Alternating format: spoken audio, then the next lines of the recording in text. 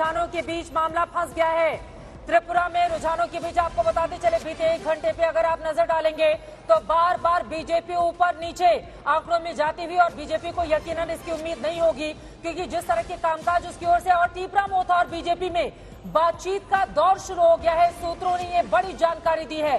रुझानों में टीपरा मोथा का शानदार प्रदर्शन 12 सीटों के साथ, जबकि भारतीय जनता पार्टी 31 चाहिए बहुमत के लिए, लेकिन बहुमत से पीछे रहते हुए इस वक्त दिखाई दे रही है लेफ्ट और कांग्रेस 17 सीटों के साथ, लेकिन बीजेपी 31 का बहुमत का जो आंकड़ा चाहिए उस पर नहीं जा पा रही है। अनुपम, इतना सन्नाटा क्यों है ये समझाइए। जब जब आपके पास आ रहे हैं तो यहाँ पर लग रहा है कि कुछ हो रहा है बड़ा।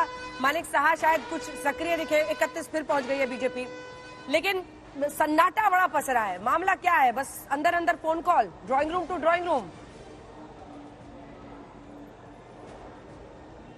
जी बिल्कुल, चहलकदमी हमें दिखाई दे रही है। भीतर मैं दिखाने की कोशिश करूंगा, अंधेरा है, आंख की लेंस जो देख पाती है वो कभी कभार कैमरे की लेंस नहीं देख पाती है। तो जो हमें बीच में दिखाई दिया है कि टहलकदमी हो रही है, फोन कानों पर लगातार है मानिक साहा के, और लगातार वो फोन पर बातचीत कर रहे हैं। तो ऐसे में आप समझ सकती हैं कि मामला फंसा हुआ है, और इस फंसे हुए मामले को निकालने के लिए फोन कॉल्स, बातचीत, समझौता, इस तरह की बातें सामने आ रही हैं। और जो सूत्रों के हवाले से भी यही बात सामने आ रही है कि अब जब मामला फंस गया है तो इस मामले को उबारेगा कौन? उबारने की ताकत, उबारने की सीट संख्या सिर्फ इस वक्त त्रिपुरा मोथा के पास दिख रही है। हालांकि दूसरी सीट संख्या ये लेफ्ट और कांग्रेस की है, लेकिन उसके साथ कोई समझौता नहीं हो सकता है बीजेपी का। ऐसे में एकमात्र उपाय जो बच रहा है त्रिपुरा मोथा के साथ, वो और उनका किसी भी पक्ष में जाना भी सहज है। वो किसी भी तरफ जा सकते हैं, ये उन्होंने पहले ही साफ किया हुआ है। हालांकि उनकी मांगों को पूरा किया जाए, तो ऐसे में उन मांगों को कैसे पूरा किया जाए, खासतौर पर अब जब समझौता होगा तो वो उनको भी तो कुछ दिखाना होगा अपनी पब्लिक को कि हमारी जो मांगे थी उस पर हम कायम रहे।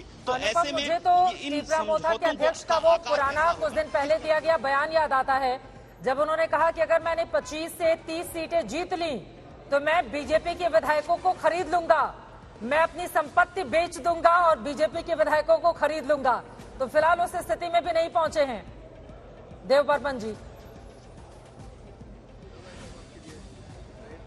जी बिल्कुल, दरअसल ये उन्होंने बीजेपी के उस बयान के संदर्भ में दिया था जहां पे बीजेपी ने कुछ इस तरह की बातें की थी, और एक इसको सरकाज़्म के तौर पर वो कहते हैं कि इसको लेना चाहिए उनके इस बयान को। हालांकि अभी जो स्थिति आ रही है वो मुख्य तौर पर समझौते। मैं लौट रही हूँ आपके पास। अनुपम से संपर्क टूट गया है, उनसे बातचीत करेंगे क्योंकि वो जानकारी हमें दे रहे हैं। अनुपम, इस बीच पता कीजिए प्रद्योत किस तरफ जाते हुए दिख रहे हैं, क्योंकि 31 बीजेपी के पास फिर से दिख गया है कि वो अपने दम पर बना सकते हैं। और बड़ी खबर आपको ये भी बता दें कि शायद प्रद्योत माणिक्य की जरूरत ना पड़े बीजेपी गठबंधन को, लेकिन ऐसी हालत आई है प्रेम शुक्ला जी, रुझानों में आप खूब फंस रहे हैं, ऊपर नीचे हो रहे हैं। उससे पहले कुछ दिन पहले प्रद्योत से हमने बात की है, सुनिए। इन परिणाम मैं सोच रहा हूं अगर मेरे पास 30 से थोड़ा कम हो तो शायद मैं बीजेपी का 25-30 एमएलए खरीद लूं। आप बीजेपी का एमएलए खरीद लेंगे? जी, क्यों? पैसा तो एक ही है ना। आपको क्यों लगता है कि हम बिकाऊ हैं? वो भी बिकाऊ हैं। ये आप अज्यूम करके चलते हैं कि हम सब बिकाऊ हैं। तो मैं सोच रहा हूं कि महल का एक पोर्शन को बेचकर मैं बीजेपी का विधायक खरीद लूं या कांग्रेस का। ये हमेशा हमारे ऊपर क्यों सवाल पूछा जाता है कि हम बिकेंगे? वो भी बिकते हैं। तो ये बात तो नहीं, तो ये बात हमें इन्फीरियर दिखाता है कि ट्राइबल्स लोग बिकेंगे और जनरल एरियाज के लोग नहीं बिकेंगे। तो क्या जो महाराष्ट्र में जो बिके थे वो क्या जनजाति थे? जो कर्नाटका में बिके थे वो जनजाति थे? जो मध्य प्रदेश में ज्योतिरादित्य सिंधिया के साथ जो गए महाराज के साथ ग्वालियर में कांग्रेस को छोड़कर बीजेपी, वो क्या जनजाति थे? क्या सिर्फ जनजाति बिकता है? दूसरे देश में, दूसरे राज्य में कोई नहीं बिकता है।